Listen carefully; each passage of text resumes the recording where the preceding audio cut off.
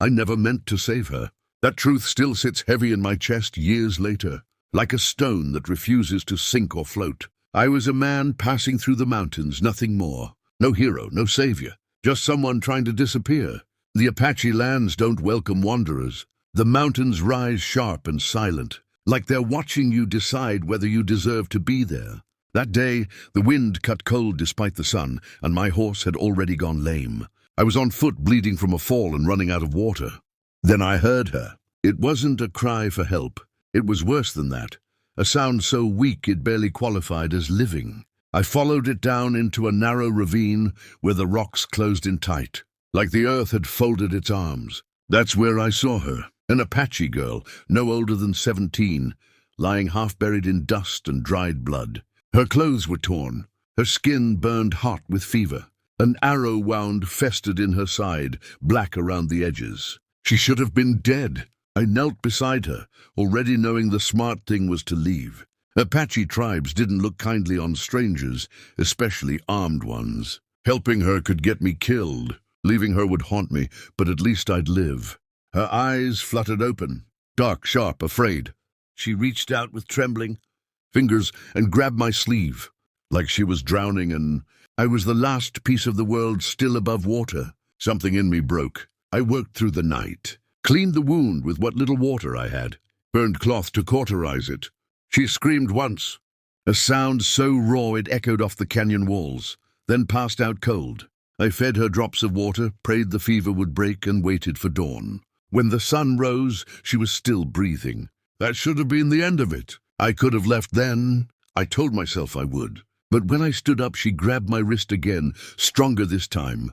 Her eyes were open now, clear enough to focus. She said one word. No, I didn't understand Apache, but I understood that. For 3 days I stayed. I hunted. I treated the wound again and again. I slept in shifts with one eye open, expecting warriors to come down on me like thunder. They never did. On the 4th day, she could sit up. Her name was Atsa, Silver Dawn.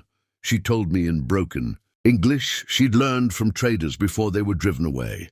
Her village had been attacked. She'd run until she collapsed. Everyone else. She didn't finish the sentence. When I finally told her I was leaving, her entire body went still.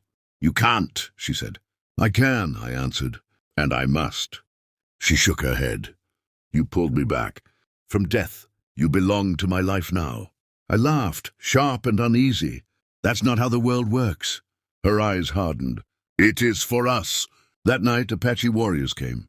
I woke to the sound of boots on stone and shadows blocking out the stars. Spears pointed at my chest, a knife at my throat. I didn't resist. Fighting would have been useless. Atsa stepped between us. She spoke fast and fierce in her language, words cutting like blades. I caught only fragments, but the meaning was clear enough. She was claiming me. The elder stepped forward, a man with scars, carved deep into his face by years of war. He studied me like a wolf studies fire. You saved her, he said in rough English. Yes, you did not take her. No, you did not run. Not yet. That earned the ghost of a smile. They let me live. More than that, they let me stay. Days turned into weeks, weeks into something heavier.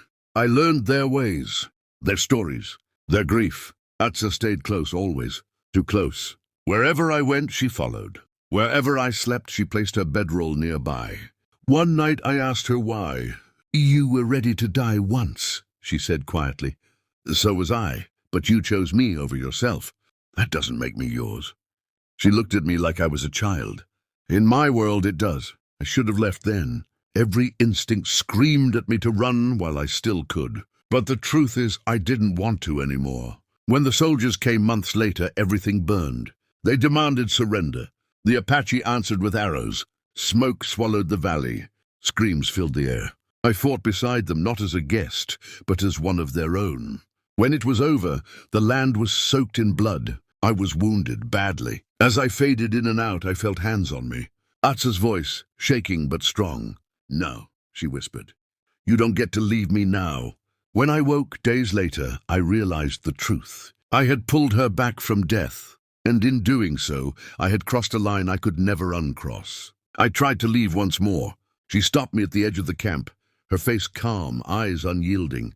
"If you go," she said, "you die out there alone. If you stay, you live with us. And if I choose neither?" She stepped closer. "You already chose." I stayed, not because I was forced, but because some rescues don't end when the bleeding stops. Some bind your soul so tightly, walking away becomes impossible.